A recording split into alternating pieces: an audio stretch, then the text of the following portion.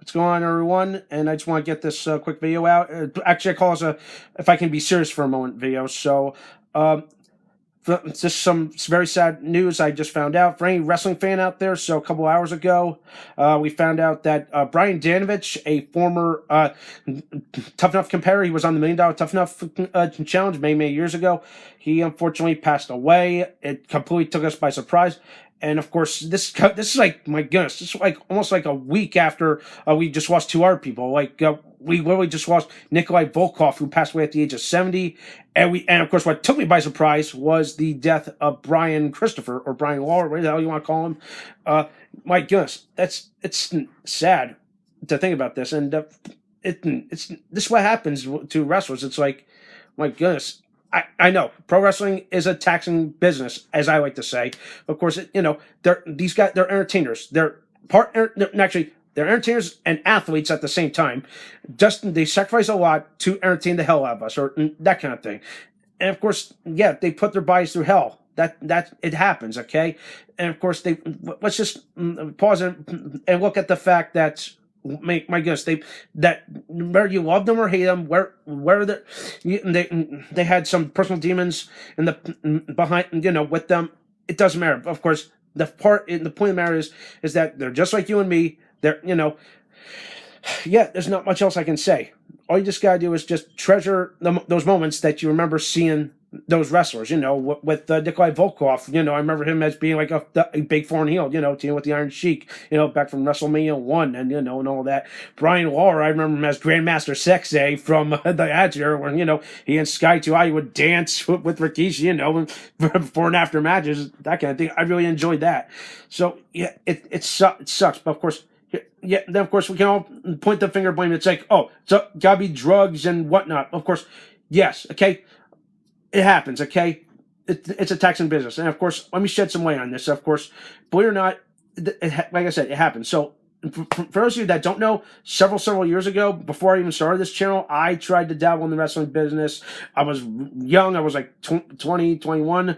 And of course, I wanted to do something, take it up as like a hobby, just have fun with it kind of thing. And like, man, I remember like working, me in this locker room of people, and realized that they were happy. And the reason why they love doing this is because they love to do it for fun. Okay, that's the upside when it comes to wrestling. It's like they go out there just to have fun, make you guys entertained, and that's essentially just the whole business of this whole field. The entertain.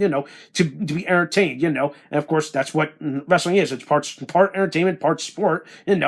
That kind of thing. Okay, I could seriously write a whole book about this, but yeah, like literally, I've worked with these people with like a nice locker room. I don't want to say what company it was, but of course here in New Jersey, there's a whole bunch. Okay, like there's ECPW, there's SWF, there's frickin' Monster Factory. Yeah, just try to look them all up, and yeah, just. Yeah, you'll be surprised.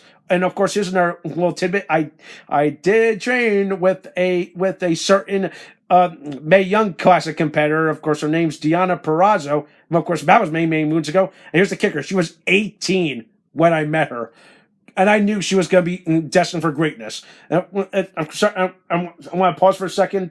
I just want to tell you this funny story. So I remember getting in the ring with her, and of course, we were trying to do some drills, and our trainer tells me, okay, and, you're gonna try to give me a drop kick kind of thing. And I remember she was a little smitten and a little shy, and she's like, I'm a little scared. I think I can do it. And he just gave me this, and just tell me if you don't, I'm gonna let Trevor, I'll like give you a clothesline or something like that. And I'm like, he just tells me, give her an Irish whip. And I grabbed her by the wrist. I whipped her off the ropes. I went for a clothesline. She hits me with a drop kick. I stand up and I just look at my chair and I just go, she's ready for the ring. We got a good chuckle out of that. And of course, I knew she was destined to be for greatness. But anyway, aside from that, literally every person, man and woman that I've worked in the locker room, they were just some of the nice, fun people to be around. They take time out of their normal 9 to 5 jobs just to do this for fun. and entertain people, okay?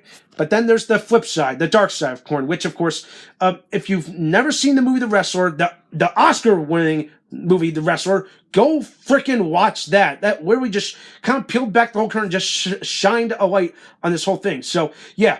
Then there's that dark kind of thing, where they say, okay, is this what really life is? Well, yeah, of course, yeah. People like to go out, they drink, they do that, but really hang out at a strip joint, that's a little pushing it, but still, it really just shines a whole light. Of course, here's the thing: times have changed. Okay, this is no longer the '80s. This is no longer the '90s with the whole freaking steroid scandal. And of course, if you look at some of today's wrestlers, they're no longer jacked up on, or roided up. They're either skinny as heck or it's hard to tell. Okay, with their physiques. Okay, Hell, you could be walking around in public, and you could just notice one guy, and of course, be like, "Huh, you wouldn't recognize that guy as a pro wrestler," until all of a sudden you see him on TV, kind of thing.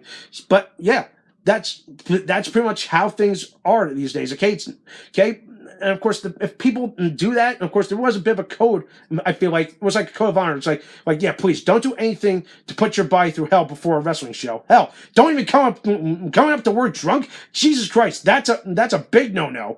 Yeah, because hey, you're trying to do a match, and of course, you're gonna try to do it around a drunk guy. If you want to do that, just shit. Go find any of those Sandman videos, where he showed up drunk at shows.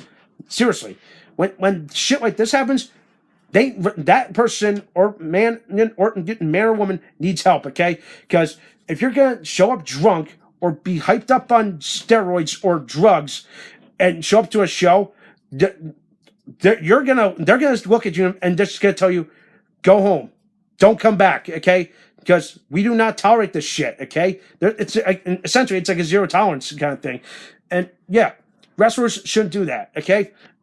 And of course, but let's see. With me, I tried doing that. Of course, and I don't want to talk about much about my career. I didn't. Of course, here's the thing. I knew Deon Frazzo was going to be successful. I tried doing it, but here's the thing: mounting injuries mounted up to me, and I said, you know what? I think I should step away from this because. But hey, in the small time I did that, I had fun with it. Okay, so yeah, just pretty much. Bottom line is.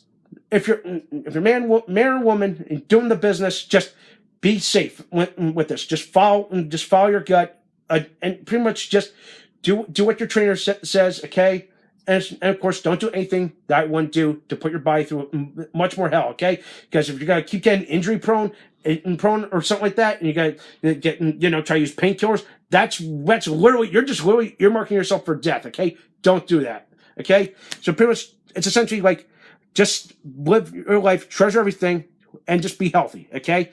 And of course, I know over time it can catch up to you, okay? That's what happened with Volkov. That's what happened with any legend of yesteryear, okay? It happens, okay? But when these younger wrestlers like Danovich or Lawler, and essentially they just go off the deep end, and just flat out die. Essentially, they're not messed up they're not right in the head. Okay, it happens. Okay, yeah, I know mental illness is a disease. It can happen. Okay, but still, if you're gonna don't get addicted to painkillers because literally, like I said, you're gonna earmark yourself for death.